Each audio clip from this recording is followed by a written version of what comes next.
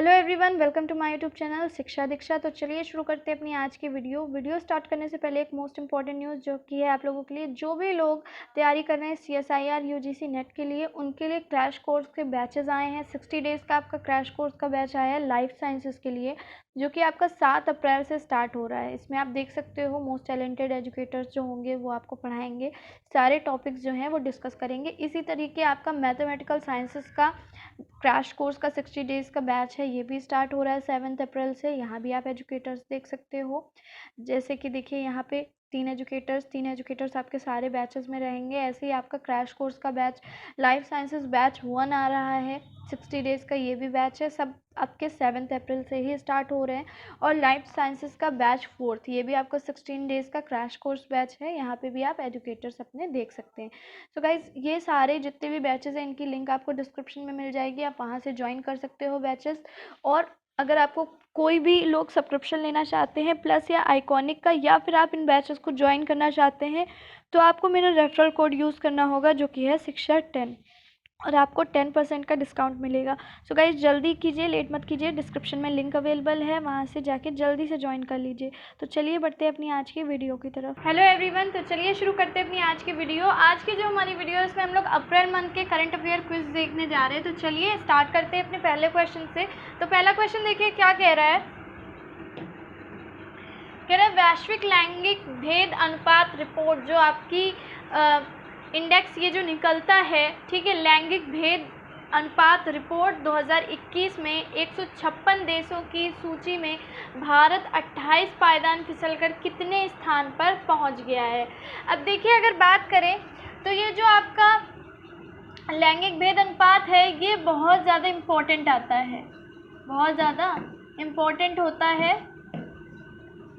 इसमें देखिए पूछ रहा है कि भारत जो है वो 28 पायदान फिसल कर कितने स्थान पर पहुंच गया है। तो देखिए आपके पास ऑप्शन है 142 में, 145 में, 140 में या फिर 148 में। तो राइट आंसर हो जाएगा 140 में।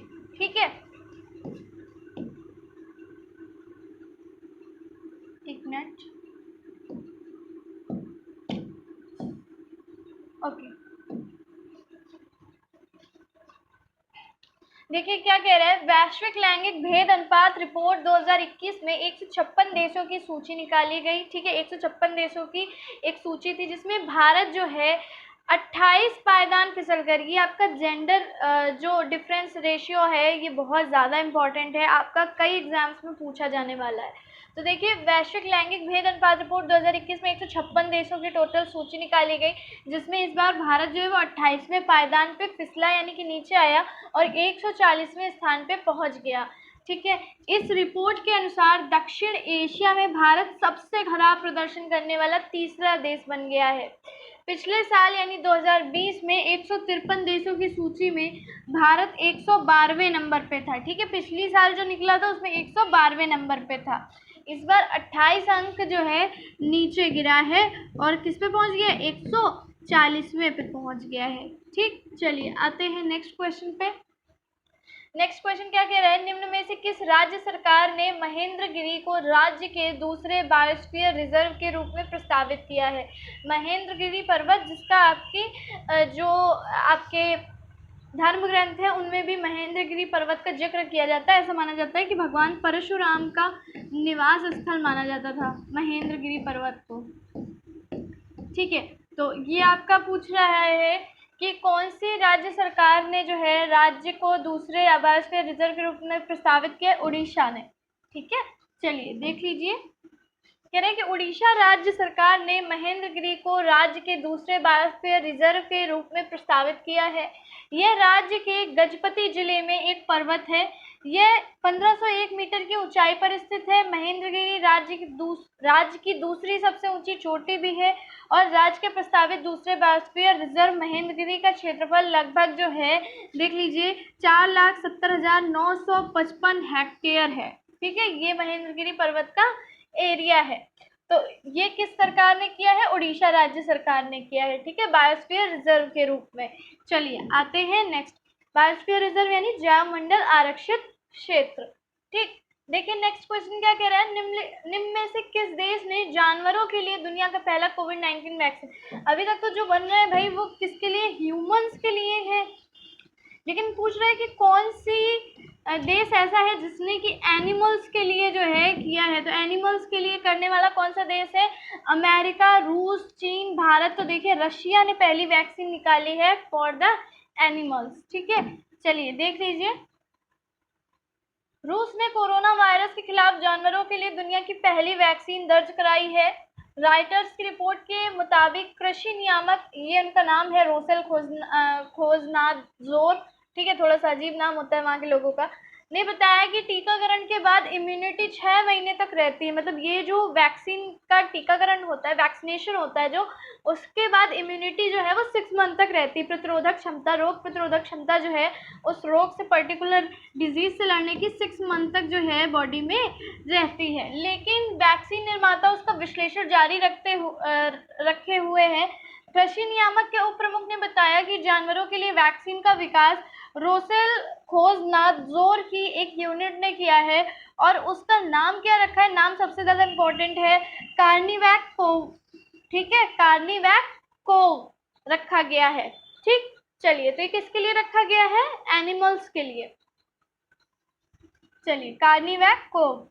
आते हैं नेक्स्ट पे, नेक्स्ट क्वेश्चन देखिए क्या है, किस राज्य सरकार ने चिरंजीवी स्वास्थ्य बीमा योजना के तहत प्रत्येक परिवार को स्वास्थ्य बीमा देने वाला देश का पहला राज्य बन गया है।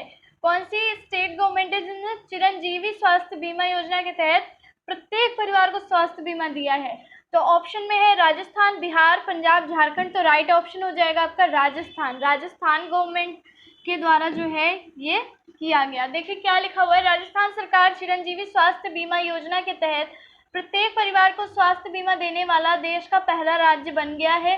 मुख्यमंत्री ने कहा कि राजस्थान देश का पहला राज्य बन गया है जहां हर परिवार को सालाना 5 लाख रुपए तक का बीमा कवरेज जो है, हेल्थ बीमा, हेल्थ इंश्योरेंस मिलेगा। इस स्वास्थ्य बीमा कवर में विभिन्न बीमारियों के इलाज के लिए 1576 पैकेज और प्रोसीजर शामिल किए गए हैं, ठीक है। राजस्थान गवर्नमेंट के द्वारा ये जो है पहल की गई है। चलिए आते हैं अपने नेक्स्ट क्वेश्चन पे। नेक्स्ट क्वेश्चन कह रहा है, विश्व ऑटिज्म जागरूकता दिवस निम्न में से किस दिन मनाया जाता है। ऑटिज्म के ऊपर आपकी काफ़ी सारी मूवीज में आप ऑटिज्म देख चुके हो। ऑटिज्म पीड़ित बच्चे होते हैं एक तरीके का, जो है काफ़ी अजीब सा जो है विकार होता है बॉडी का। तो जो ऑटिज्म से पीड़ित बच्चे होते हैं नॉर्मली जैसे लोग काम करते हैं वैसे नहीं वो कर पाते हैं, ठीक है। तो ऑप्शन में है 10 जनवरी, 15 मार्च, 12 अगस्त और 2 अप्रैल। तो आपका राइट आंसर क्या हो जाएगा, 2 अप्रैल, ठीक है। 2 अप्रैल में विश्व ऑटिज्म जागरूकता दिवस जो है वो मनाया जाता है, वर्ल्ड ऑटिज्म अवेयरनेस डे। आते हैं, देखिए इसको थोड़ा सा डिटेल में देख लेते हैं। विश्व ऑटिज्म जागरूकता दिवस हर साल 2 अप्रैल को मनाया जाता है। इस दिन ऑटिज्म से पीड़ित बच्चों के जीवन में बेहतरी और सुधार को लेकर कामना की जाती है और साथ ही कई कदम उठाए जाते हैं। संयुक्त राष्ट्र महासभा ने साल 2007 में 2 अप्रैल को विश्व ऑटिज्म जागरूकता दिवस की घोषणा की थी। चलिए आते हैं नेक्स्ट क्वेश्चन पे। नेक्स्ट क्वेश्चन में कह रहे हैं, निम्न में से किस कंपनी ने भारतीय कप्तान विराट कोहली को अपना ब्रांड एम्बेसडर नियुक्त किया है। ऑप्शन में है digit insurance, Indigo paint, Nokia या फिर ड्रीम 11।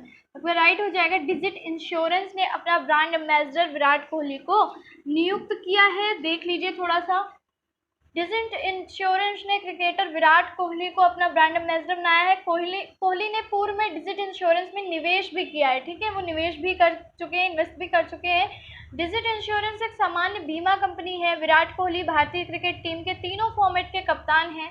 दाएं हाथ के बल्लेबाज कोहली को दुनिया के सर्वश्रेष्ठ बल्लेबाजों में से एक गिना जाता है। चलिए ऑप्शन, अब देखिए जो क्वेश्चन है, महाराष्ट्र के गृह मंत्री अनिल देशमुख के इस्तीफे के बाद निम्न में से किसे नया गृह मंत्री बनाया गया है।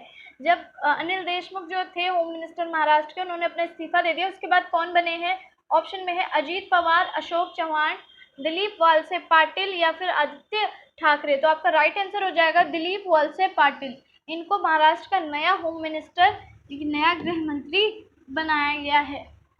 देख लीजिए, लिखा हुआ है अनिल देशमुख के इस्तीफे के बाद राष्ट्रवादी कांग्रेस पार्टी के वरिष्ठ नेता दिलीप वलसे पाटिल को महाराष्ट्र का गृह मंत्री की जिम्मेदारी दी गई है। उनके पास पहले श्रम और आबकारी विभाग की जिम्मेदारी थी। श्रम और आबकारी विभाग की जिम्मेदारी थी। मुंबई के पुलिस कमिश्नर परमवीर सिंह ने अपनी याचिका में महाराष्ट्र के गृह मंत्री अनिल देशमुख के खिलाफ भ्रष्टाचार के गंभीर आरोप लगाए थे। चलिए आते हैं नेक्स्ट क्वेश्चन पे। नेक्स्ट क्वेश्चन क्या है? राष्ट्रीय समुद्री दिवस नेशनल मैरीटाइम डे निम्न में से किस दिन मनाया जाता है? आपके पास ऑप्शंस है 10 जनवरी, 15 मई, 5 अप्रैल, 20 अगस्त। तो आपका राइट आंसर हो जाएगा 5 अप्रैल को राष्ट्रीय समुद्री दिवस यानी कि नेशनल मैरीटाइम डे मनाया जाता है। देख लीजिए, भारत में राष्ट्रीय समुद्री दिवस हर साल 5 अप्रैल को मनाया जाता है। इस दिवस का उद्देश्य लोगों में समुद्री व्यापार और यातायात के प्रति जागरूकता फैलाना है। राष्ट्रीय समुद्री दिवस को साल 1964 से प्रतिवर्ष मनाया जा रहा है। यह दुनिया भर के महाद्वीपों के बीच सुरक्षित और पर्यावरणीय रूप से अनुकूल वाणिज्य का समर्थन करने हेतु जागरूकता फैलाने का अवसर प्रदान करता है। ठीक, आते हैं नेक्स्ट क्वेश्चन पे। पद्मश्री से सम्मानित हाल ही में किस मशहूर एवं दिग्गज अभिनेत्री का 88 वर्ष की उम्र में निधन हो गया? तो पद्मश्री से सम्मानित थी, 88 वर्ष की थी, शशिकला, जिनका अभी हाल ही में क्या हुआ है? निधन हुआ है। देख लीजिए, बॉलीवुड की दिग्गज अभिनेत्री शशिकला का 4 अप्रैल 2021 को निधन हो गया। वे 88 साल की थी। उनके निधन के बाद हिंदी फिल्म जगत में शोक की लहर है और 100 से भी ज़्यादा फिल्मों में ये काम कर चुकी हैं। ठीक है, और देखिए लिखा हुआ है 8 बार फिल्म फेयर अवार्ड के लिए नॉमिनेट किया गया था और उन्हें साल 2007 में भारतीय सिनेमा में उनके योगदान के लिए भारत सरकार की तरफ से पद्मश्री से सम्मानित किया गया था। ठीक है, चलिए आते हैं नेक्स्ट क्वेश्चन पे। द्रोणाचार्य अवार्ड से सम्मानित हाल ही में किस प्रतिष्ठित निशानेबाज कोच का 79 वर्ष की 79 वर्ष की उम्र में निधन हो गया? संजय चक्रवर्ती, मोहन अग्रवाल, रंजन कुमार, अनिल त्यागी। ठीक है, देखिए पूछा 79 वर्ष की उम्र में निधन हो गया, कौन से द्रोणाचार्य अवार्ड से सम्मानित थे? ठीक है, धोखे से मैंने इसको 79 बोल दिया था, 79 वर्ष की उम्र में। ठीक है, तो आपके पास ऑप्शन क्या है? संजय चक्रवर्ती, मोहन अग्रवाल, रंजन कुमार या फिर अनिल त्यागी। तो आपका राइट आंसर क्या हो जाएगा? संजय चक्रवर्ती। इनका जो है 79 वर्ष की उम्र में जो है निधन हो गया। ठीक, चलिए देख लीजिए, भारत के प्रतिष्ठित निशानेबाज कोच संजय चक्रवर्ती का हाल ही में निधन हो गया। वे 79 साल के थे। उन्हें खेलों में उनके योगदान के लिए द्रोणाचार्य पुरस्कार से भी सम्मानित किया गया। उन्होंने देश को ओलंपिक पदक विजेता गगन नारंग और अंजलि भागवत सहित कुछ शानदार निशानेबाज दिए थे। ठीक है, तो ये था आज का हमारा लास्ट क्वेश्चन, जिसको कि हम लोगों ने देख लिया। जितने भी आज के आपने क्वेश्चन देखे सारे इंपॉर्टेंट अप्रैल के करंट अफेयर्स थे और आई होप सारे के सारे करंट अफेयर्स आप लोगों के लिए बहुत ही ज़्यादा बेनिफिशियल रहेंगे आपके सभी अपकमिंग एग्जाम्स के लिए। तो मुझे ज़रूर बताइएगा कि आज की वीडियो आप लोगों को कैसी लगी है और वीडियो को लाइक ज़रूर कीजिएगा, ज़्यादा से ज़्यादा शेयर कीजिएगा। तो चलिए मिलते हैं अपनी नेक्स्ट वीडियो में, तब तक के लिए पढ़ते रहिए, सीखते रहिए शिक्षा दीक्षा के साथ।